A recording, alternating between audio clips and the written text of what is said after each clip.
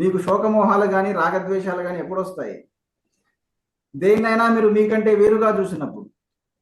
కానీ అన్నింటినీ ఎప్పుడైతే మీరు నేనుగా చూస్తూ ఉంటారో, లేదా అన్నింటినీ మీ చుట్టూ ఉండే అన్నింటినీ ఎప్పుడైతే మీరు మీ స్వరూపంగా చూస్తూ ఉంటారో, అప్పుడు మీకు ఇంకా శోకమోహాలు ఉండవు, రాగద్వేషాలు ఉండవు, కోపతాపాలు ఉండవు, అసలు భయమే ఉండదు.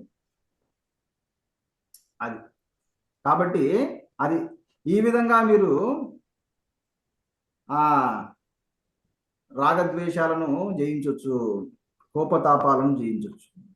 ఏ విధంగా? ఏకత్వం అనుపశ్యత. అంతటా కూడా మీరు ఇంకా ఇంకా దేనిని కూడా మీరు మీకంటే వేరుగా చూడకూడదు. మీకంటే అంటే అర్థం ఏమిటి? మీ శరీరం కంటే కాదు. ఇక్కడ మీకంటే అంటే అర్థం ఏమిటి?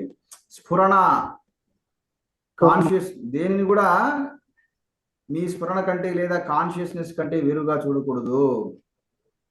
నా స్వరూపం అన్ని కూడా స్వరూపం అంటే అదే చెప్తున్నాను. మీరు స్ఫురణ, మీ స్వరూపం ఏమిటి? ఇక్కడ చెప్పాను కదా, స్ఫురణ, అవేర్నెస్.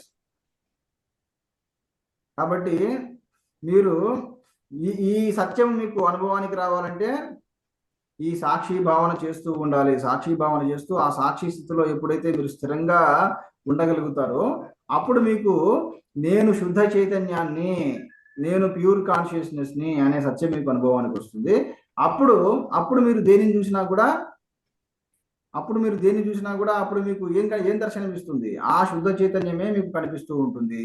పైకి శరీరాలు కనిపించినా ఆ శరీరం లోపల ఉండే ఆ శుద్ధ చైతన్యమే మీకు బాగా దర్శనం అవుతూ ఉంటుంది. కాబట్టి అప్పుడు ఇలా మీరు దేన్ని చూసినా కూడా శుద్ధ చైతన్యంగా మీ స్వరూపంగా చూస్తూ ఉండగలుగుతారు.